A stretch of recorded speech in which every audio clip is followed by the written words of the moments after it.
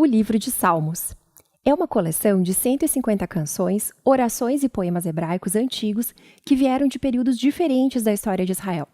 Muitos deles são conectados ao rei Davi, 73 na verdade. Ele era conhecido como poeta e tocador de harpa. Mas há vários autores por trás deste livro. Tem os poemas de Asaf ou dos filhos de Corá. Alguns são de outros líderes adoradores do templo. Até Salomão e Moisés têm seus próprios poemas, e quase um terço deles são anônimos. Muitos desses poemas chegaram a ser usados pelos corais que cantavam no Templo de Israel. Mas o livro de Salmos não é exatamente um livro de hinos. Em algum ponto da história, depois do exílio de Israel na Babilônia, esses poemas antigos foram reunidos e intencionalmente organizados no livro de Salmos, e ele tem uma estrutura única e uma mensagem que você não vai notar a menos que o leia do começo até o fim. Para ver como o livro de Salmos é desenhado, na verdade, é mais fácil começar pelo final. O livro termina com 5 poemas de oração ao Deus de Israel, e cada um deles começa e termina com a palavra Aleluia, que em hebraico é um comando que diz para louvar Yah, uma abreviação do nome divino Yahvé. É uma sessão muito legal, organizada em 5 partes, e parece que alguém está nos dando uma conclusão do livro. E isso nos leva a pensar, será que o livro tem algum outro sinal de estrutura intencional? Se você prestar atenção aos cabeçalhos dos poemas, vai perceber que os tradutores da Bíblia colocaram em 5 lugares os seguintes títulos: primeiro livro, segundo livro, terceiro, quarto e quinto, em diversos pontos. E isso divide o livro em 5 grandes seções. E a razão dessa divisão é que os poemas finais de cada uma das seções são muito similares e parecem com uma adição editorial. São frases mais ou menos assim: Louvado seja o Senhor, o Deus de Israel, de eternidade a eternidade. Amém e amém. Então, o livro tem uma conclusão e uma organização interna de 5 partes principais. E o lugar natural para olharmos agora seria o começo, para procurarmos por uma introdução. E o que nós encontramos? Os Salmos 1 e 2, que se distanciam do primeiro livro, porque a maioria desses poemas são ligados a Davi, exceto os Salmos 1 e 2, que são anônimos. O Salmo 1 celebra quão abençoado é quem medita na lei do Senhor, que em oração a lê de dia e de noite, e a obedece. E essa palavra lei pode significar simplesmente ensino ou se referir especificamente aos 5 livros de Moisés que iniciam o Antigo Testamento. Aqui a palavra parece ser usada com os 2 significados em mente, o que explica por que temos 5 partes principais. O livro de Salmos está sendo oferecido como uma nova lei, que vai ensinar o povo de Deus a praticar a oração ao longo da vida, enquanto luta para obedecer aos mandamentos de Deus que foram dados na primeira lei. E o Salmo 2 é uma reflexão poética sobre a promessa de Deus ao rei Davi em 2 Samuel 7, de que um dia um rei messiânico virá estabelecer o reino de Deus em todo o mundo e derrotar a maldade e a rebelião em todas as nações. O Salmo 2 termina dizendo que todos aqueles que se refugiam nesse rei serão abençoados, precisamente a palavra usada para abrir o primeiro salmo. Então, juntos, esses 2 poemas nos dizem que o livro de Salmos foi desenhado para ser o livro de oração do povo de Deus, enquanto ele luta para ser fiel aos mandamentos da lei e enquanto espera o futuro rei messiânico. Agora que esses 2 temas foram introduzidos, podemos começar a ver como os livros menores foram desenhados ao redor dessas 2 ideias. Então, por exemplo, o primeiro livro traz bem no centro uma coleção de poemas, Salmos 15 a 24, que abrem e fecham com um chamado para a fidelidade à aliança.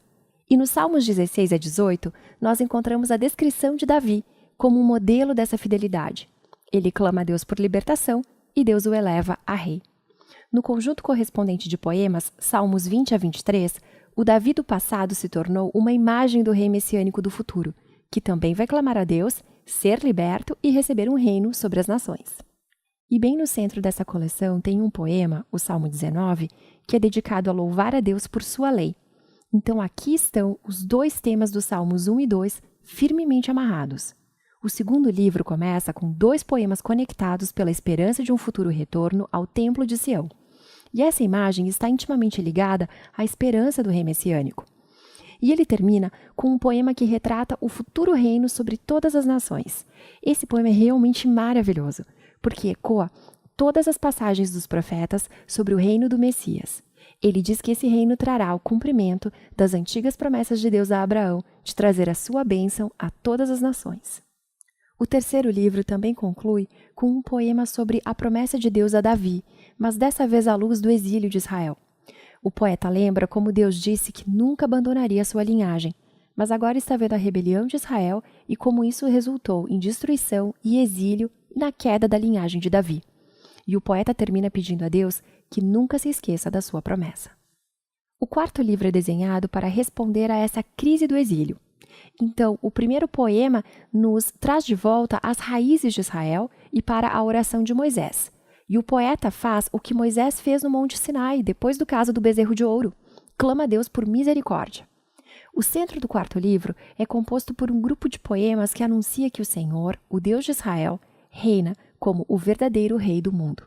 E que toda a criação, as árvores, os montes, os rios, todos estão convocados a celebrar aquele dia futuro, onde Deus trará o seu reino e justiça sobre todo o mundo.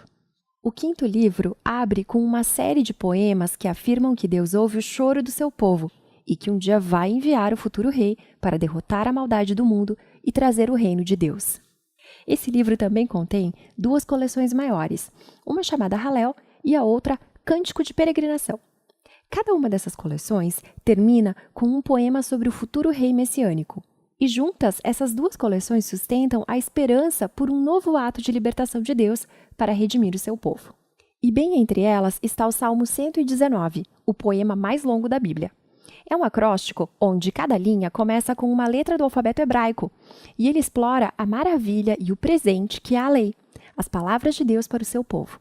Então aqui estão os temas dos Salmos 1 e 2, Lei e Messias, combinados e amarrados no quinto livro. O que nos traz de volta aqueles 5 poemas de conclusão.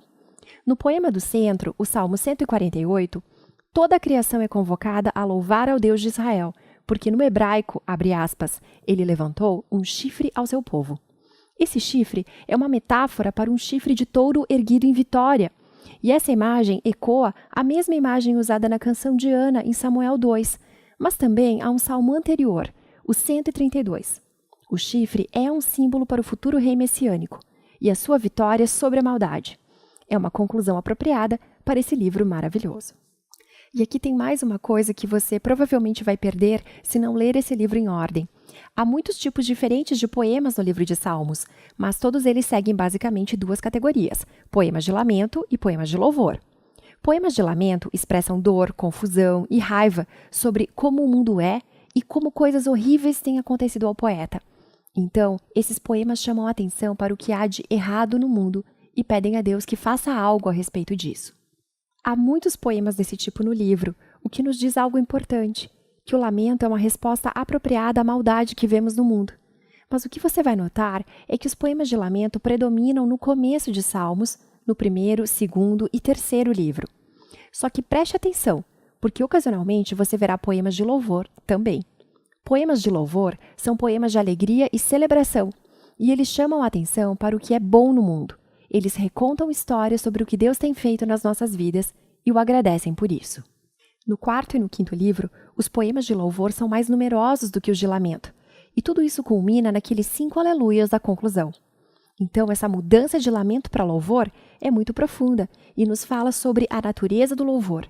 Quando nós esperamos pelo rei messiânico, como o livro nos ensina a fazer, isso cria tensão em nós ao olharmos para o estado trágico do nosso mundo e das nossas vidas. Portanto, os salmos nos ensinam a não ignorar a dor das nossas vidas, ao mesmo tempo que a fé bíblica olha para frente. Ela olha para o futuro, para a promessa do rei messiânico. Então, a lei e o Messias, o lamento e o louvor, a fé e a esperança, é disso que fala o livro de Salmos.